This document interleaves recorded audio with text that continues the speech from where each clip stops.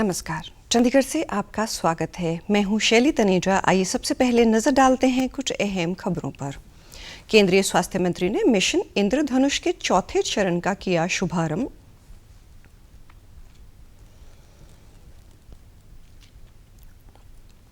पंजाब विधानसभा चुनावों के मद्देनजर राजनीतिक गतिविधियां जोरों पर। कुछ फिल्मी कलाकार आज शामिल हुए भाजपा में। कांग्रेस ने पंजाब विधानसभा चुनावों के लिए मुख्यमंत्री चरणजीत सिंह चन्नी को घोषित किया मुख्यमंत्री पद का उम्मीदवार। और हरियाणा के मुख्यमंत्री के अनुसार मुख्यमंत्री राहत कोष से आर्थिक सहायता योजना शीघ्र होगी ऑनलाइन। अब समाचार विस्तार से। केंद्रीय स्वास्थ्य मंत्री मनसुख मांडविया ने देश में बच्चों तथा गर्भवती महिलाओं को गंभीर बीमारियों से बचाने के लिए मिशन इंद्रधनुष के चौथे चरण की शुरुआत की है। उन्होंने कहा कि मिशन इंद्रधनुष 4 देश के 416 जिलों में शुरू किया जा रहा है। देश में प्रतिवर्ष 2 करोड़ 67 लाख बच्चों को टीका लगाया जाता है तथा भारत दुनिया का सबसे बड़ा टीकाकरण अभियान चला रहा है। देश में पूर्व टीकाकरण करने के लिए ये एक विशेष अभियान है। डॉक्टर मांडविया ने एक ट्वीट में कहा कि मिशन इंद्रधनुष से पूर्ण टीकाकरण को और अधिक गति मिलेगी। उधर कोविड टीकाकरण अभियान के अंतर्गत देश में अब तक 169 करोड़ 63 लाख से अधिक कोविड रोधी टीके लगाए जा चुके हैं। स्वास्थ्य मंत्रालय ने बताया है कि पिछले 24 घंटों के दौरान 14,70,000 से अधिक टीके लगाए गए। 83,000 से अधिक कोविड के नए मामले सामने आए हैं।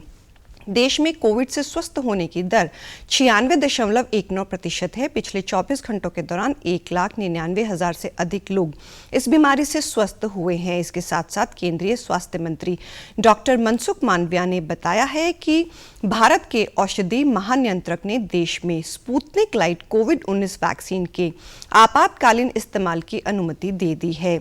एक ट्वीट में डॉक्टर मांडविया ने कहा कि ये देश में कोविड से बचाव के लिए 9वां टीका है। इससे महामारी के खिलाफ देश की सामूहिक लड़ाई को और मजबूती मिलेगी। 20 फरवरी को होने वाले पंजाब विधानसभा चुनावों के मद्देनजर राजनीतिक गतिविधियां जोरों पर हैं। आज चंडीगढ़ के सेक्टर 37 भाजपा मुख्यालय में फिल्मी कलाकार माही गिल तथा कमलजीत सिंह उर्फ हब्बी धालीवाल भारतीय जनता पार्टी में शामिल हो गए हैं। केंद्रीय मंत्री गजेंद्र सिंह शेखावत, हरियाणा के मुख्यमंत्री मनोहर लाल तथा प्रदेश भाजपा प्रभारी दुष्यंत गौतम की उपस्थिति में इन कलाकारों ने भाजपा का दामन थामा। भाजपा नेताओं ने इन फिल्मी कलाकारों को पार्टी में आने पर इनका स्वागत किया। इस अवसर पर माही गिल ने कहा कि वे पंजाब में लड़कियों के लिए कुछ करना चाहती हैं तथा भारतीय जनता पार्टी का प्लेटफॉर्म बढ़िया है क्योंकि भाजपा की केंद्र में सरकार है, इसलिए वे पंजाब की लड़कियों के मुद्दों को सुलझाने के लिए एक सेतु की तरह कार्य करना चाहती हैं। हब्बी धालीवाल ने भी भाजपा की सोच में अपना विश्वास जताया। हरियाणा के मुख्यमंत्री मनोहर लाल ने कहा कि पंजाब में भाजपा की लहर चल रही है। वे इस बार पंजाब में भाजपा कैप्टन अमरिंदर सिंह की पार्टी पंजाब लोक कांग्रेस संयुक्त अकाली दल से मिलकर ये चुनाव लड़ रही है।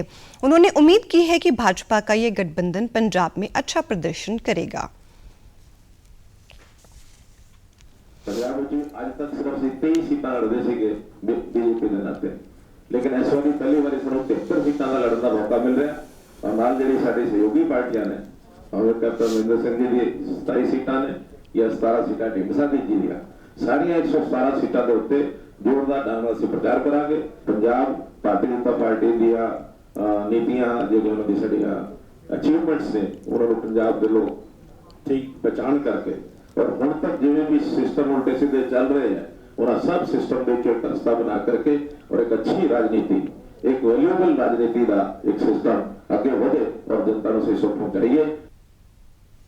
इसके अतिरिक्त कल कांग्रेस पार्टी ने पंजाब विधानसभा चुनावों के लिए अपने मुख्यमंत्री के प्रत्याशी की घोषणा करते हुए मुख्यमंत्री चरणजीत सिंह चन्नी को मुख्यमंत्री पद का उम्मीदवार घोषित किया है। कांग्रेस नेता राहुल गांधी ने कल लुधियाना में एक रैली को संबोधित करते हुए मुख्यमंत्री उम्मीदवार के लिए चरणजीत सिंह चन्नी के नाम का ऐलान किया। चरणजीत सिंह चन्नी ने इस अवसर पर उन पर विश्वास जताने के लिए पार्टी नेतृत्व तथा राज्य के लोगों व कांग्रेसी नेताओं का आभार व्यक्त किया। पंजाब विधानसभा चुनाव के मद्देनजर राज्य में आदर्श चुनाव आचार संहिता लागू होने के बाद राज्य में गत 5 फरवरी तक चुनाव आचार संहिता के उल्लंघन से संबंधित 329.49 करोड़ रुपए की कीमत की वस्तुएं जब्त की गई हैं। इसके बारे में जानकारी देते हुए पंजाब के मुख्य निर्वाचन अधिकारी डॉक्टर एस करुणा राजू ने बताया कि 22.34 करोड़ रुपए की 39.62 लाख लीटर शराब जब्त की गई है तथा 280 करोड़ रुपए के नशीले पदार्थ बरामद करने के अलावा 23.6 करोड़ रुपए की बेनामी नकदी भी जब्त की गई है। मुख्य निर्वाचन अधिकारी ने बताया कि 1233 अधिक संवेदनशील स्थानों की पहचान की गई है। इसके अलावा गड़बड़ी करने की संभावना वाले 3198 व्यक्तियों की शिनाख्त भी की गई है, जिनमें से 2527 व्यक्तियों के विरुद्ध पहले ही कार्रवाई शुरू की जा चुकी है। उन्होंने ये भी बताया कि सुरक्षा के नजरिए से CRPC एक्ट की रोकथाम संबंधी धाराओं के अंतर्गत 1593 व्यक्तियों को काबू किया गया है। डॉक्टर राजू ने बताया कि निर्वाचन आयोग की हिदायतें अनुसार राज्य में कुल 3,90,275 लाइसेंसी हथियारों में से अब तक 3,78,044 हथियार जमा करवाए जा चुके हैं, जबकि राज्य में 96 बिना लाइसेंस वाले हथियार भी जब्त किए गए हैं। हरियाणा के मुख्यमंत्री मनोहर लाल ने कहा है कि मुख्यमंत्री राहत कोष से आर्थिक सहायता योजना को भी अंत्योदय सरल पोर्टल के माध्यम से जल्द ही ऑनलाइन किया जाएगा। इस योजना के ऑनलाइन होने से जरूरतमंद व्यक्ति जरूरी दस्तावेज के साथ नजदीकी CSC या अंत्योदय सरल केंद्रों पर आवेदन कर सकेंगे। मुख्यमंत्री ने कल मुख्यमंत्री राहत कोष से आर्थिक सहायता योजना को ऑनलाइन करने के बारे में अधिकारियों को दिशा निर्देश देते हुए कहा कि अंत्योदय सरल पोर्टल के माध्यम से विभिन्न योजनाओं का लाभ लोगों को जल्द मिल रहा है। ऐसे में ये योजना ऑफलाइन होने से इसका लाभ लेने में अधिक समय लगता है। इसके लिए सरकार का उद्देश्य है कि जरूरतमंद व्यक्ति तक इस योजना को जल्द लाभ पहुंचाने के लिए इसे अंत्योदय सरल पोर्टल के माध्यम से ऑनलाइन किया जाए। उन्होंने बताया कि पोर्टल पर ऑनलाइन आवेदन करने के बाद ये फॉर्म संबंधित जनप्रतिनिधि व जिला उपायुक्त के पास पहुंचेगा। इसके बाद ये आवेदन ऑनलाइन मोड से ही तहसीलदार व सिविल सर्जन से वेरिफिकेशन के बाद कमेटी के पास अंतिम निर्णय हेतु जाएगा और सभी औपचारिकताएं पूरी होने के बाद आवेदनकर्ता तक तत्वरित मदद पहुंचाने के लिए ये सुविधा शुरू की जा रही है।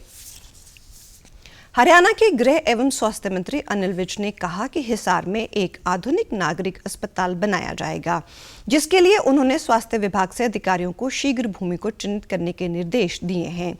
विज ने हिसार में पत्रकारों द्वारा पूछे गए प्रश्नों का उत्तर देते हुए कहा कि हिसार में जमीन मिलने पर सभी सुविधाओं से युक्त आधुनिक अस्पताल तैयार किया जाएगा।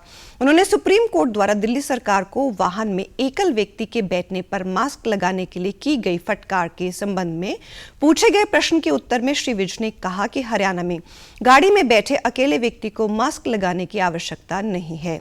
बुढ़ापा पेंशन के बारे में पूछे गए सवाल के जवाब में उन्होंने कहा कि बुढ़ापा पेंशन की देरी के मामले में केस टू केस जांच करवानी पड़ेगी, परंतु सामान्य तौर पर पेंशन बंद करने के कोई आदेश नहीं है।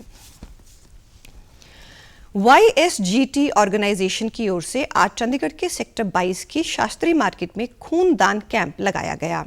YSGT एक गैर लाभकारी ट्रस्ट है जिसकी ओर से पूरे देश में काम किया जा रहा है। वे ये ट्रस्ट पहले भी दिल्ली, फरीदाबाद, अंबाला सहित अन्य स्थानों पर खूनदान कैंप लगा चुका है। खूनदान महादान है तथा लोगों को जिंदगी देने के लिए ये दान अमूल्य है। इसी धारणा पर लगाए गए आज के खूनदान कैंप में 100 यूनिट से अधिक खून एकत्रित किया गया। पंजाब विधानसभा चुनाव के मद्देनजर दूरदर्शन चंडीगढ़ की विशेष पेशकश पंजाब जनादेश 2022 देखिए आज शाम 4:30 बजे DD पंजाबी पर।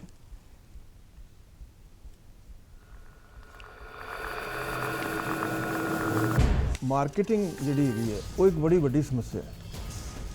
किसान ਨੂੰ ਅਸੀਂ ਕਨਵਿੰਸ ਕਰ ਸਕਦੇ ਹਾਂ ਕਿ ਤੂੰ ਫੁੱਲ ਉਗਾ ਜਾਂ ਤੂੰ ਸਬਜ਼ੀ ਉਗਾ ਤੇ ਵੀਟ ਦਾ ਤੇ ਰਾਈਸ ਦਾ ਜਿਹੜਾ ਵਿਸ਼ੇ ਸਰਕਲ ਹੈ ਉਹਦੇ ਚੋਂ ਬਾਹਰ ਆਉਣ ਦੇ ਇਹ ਤਰੀਕੇ ਨੇ। 4 ਦੇ ਕਰੀਬ ਬਲਾਕ ਨੇ 117 ਸਾਡੇ ਡਾਰਕ ਜ਼ੋਨ ਚ ਨੇ ਜੀ। ਉਸ ਤੋਂ ਬਾਅਦ ਤੁਸੀਂ ਮੰਨ ਲਓ ਕਿ ਜੇ ਆਪਾਂ ਨੂੰ ਪਤਾ ਕਿ 1 ਕਿਲੋ ਝੋਨਾ ਲਾਉਂਦੇ ਆ ਆਪਾਂ, ਜੇ ਨਿਕਲਦਾ ਅਸੀਂ 4000 लीटर पानी खर्च। और अब पेश है खबरें फटाफट। हरियाणा में मेरी फसल मेरा ब्यौरा पोर्टल पर रबी फसलों का रजिस्ट्रेशन करवाने की अवधि बढ़ाई गई। 15 फरवरी तक पोर्टल पर रजिस्ट्रेशन करवाने वाले किसानों को मिलेगा सरकारी योजनाओं का लाभ। राष्ट्रपति के अभिभाषण के धन्यवाद प्रस्ताव पर आज भी राज्यसभा में जारी रही चर्चा। राज्यसभा की कार्रवाई महान गायिका तथा सदन की पूर्व सदस्य लता मंगेशकर के निधन के कारण सुबह 1 घंटे के लिए की गई थी स्थगित। सदन में सदस्यों ने मौन रखकर लता मंगेशकर को दी श्रद्धांजलि। कोरोना वायरस का खतरा अभी टला नहीं है, इसलिए सभी से निवेदन है कि बाहर जाने के समय मास्क जरूर पहनें, सामाजिक दूरी बनाए रखें, बार बार अपने हाथ साबुन से धोएं और सैनिटाइजर का इस्तेमाल करें। और आप हमारे समाचार YouTube channel DD news Chandigarh, Facebook DD news Chandigarh, Twitter handle DD news CHT पर भी देख सकते हैं। इसी के साथ चंडीगढ़ से समाचारों का सिलसिला समाप्त होता है। अब मैं स्टूडियो से बाहर जा रही हूं तो मैं अपना मास्क पहन रही हूं। आप भी घर से बाहर जाएं तो मास्क जरूर पहनें। नमस्कार।